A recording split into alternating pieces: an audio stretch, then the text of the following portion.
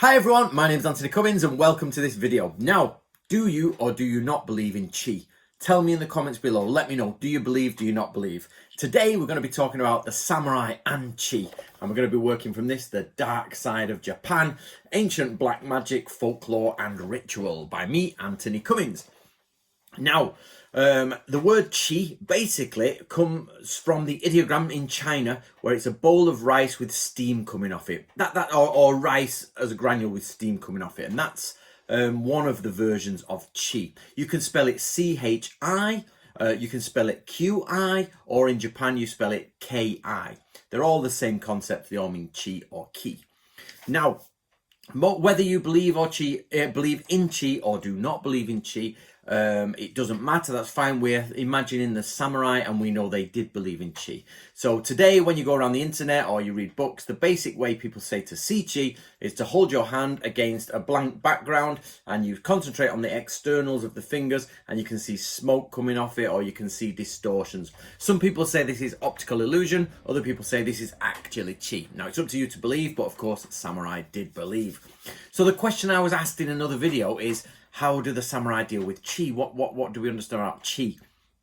Now, what I can tell you in my research so far, I haven't found much about the samurai talking about the Qi as we know it, as in, you know, energy going around your body. They don't often talk about it so much like that. But from context, they actually mean atmosphere, power, or magical energy, but in a different way. I'll get to that in a minute. They often talk about the power or the energy of something, meaning like when you walk into a room, the atmosphere is different. They say Qi. They also talk about cloud formations and the Qi in the cloud formations. They talk about different colors, but they also talk about doing things with energy. If you do it with Qi, you do it with energy.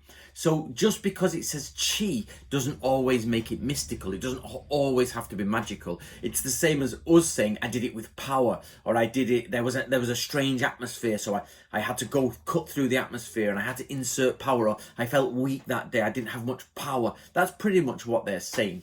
However, it definitely does stray into the esoteric in a different way. Now, in old samurai times, there's something called a gunbai sha, which means a person, you're normally a military person that deals with esoteric things such as yin yang and Qi. Now, these guys would go out and look at the battlefield and they would be looking at dust clouds and they'd look at the shapes of the clouds, the color of the sun reflecting through them.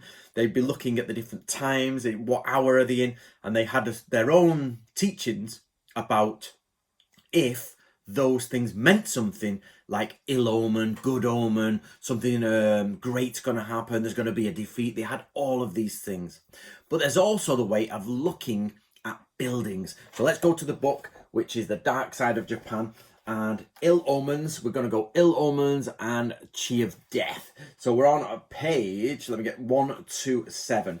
Now here, for the next few pages, let me show you this, guys. We talk about different Qi. So this is from a manual from 1612 to 1619. And this is the Qi of the Death Fire. You get the Qi of Retreat, which is this one here. You get the Qi of the Ninja or Thief, Yato, which is Night Thief. You get the Qi of a Fire Disaster there. You also get the Qi of Raindrops. So, for example, in springtime, if it is red, it is a sign of disease, and black if it's a fire disaster. The Qi of Flying Birds, the Qi of Death, the Qi of Self-Destruction, the Qi of Flying Geese, the Qi of Lost Souls, you can see faces in it, the Qi of the Colour of Death, the Qi of I won't go into that one, that's difficult to explain, the Qi of Two Birds, the Qi of Ruin, and the Qi of the End of Life. And of course, there's a few more there, Qi of Annihilation.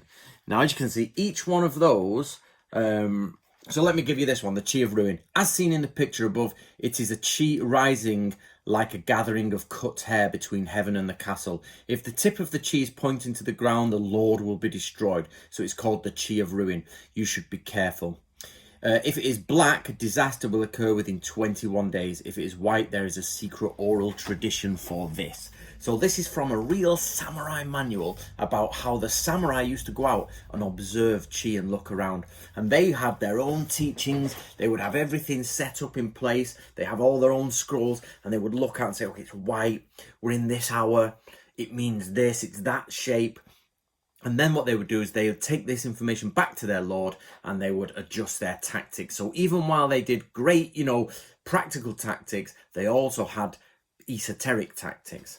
So there you go, guys. That's chi. Now, of course, again, we get dust clouds in Sun Tzu's and observing the clouds. They're definitely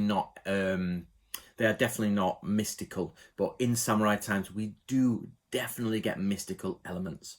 So if you want to know more about chi and fortune telling and things like that, please do get yourself this. It's The Dark Side of Japan, Ancient Black Magic Folklore and Ritual by Anthony Cummins. That's yourself truly. And it's a good read, actually. It's a good book. There's lots of little bits of interesting information, lots of wishes, spells, evil stuff as well, and all that. So enjoy that. Let me know down below what you think. Why do you think this came about? If you believe in chi, then of course you would believe in this system. So explain what you think went on there. And if you don't believe in chi, how do you think these types of things develop? Let me know what you think, and I'll give the comments a read for the first 24 hours of this video. All right, guys, enjoy that. I look forward to speaking to you again, and thanks very much for the idea for this video. Thanks very much for the idea for the video. It came from one of you guys, so there we go. Get me some more ideas if you want.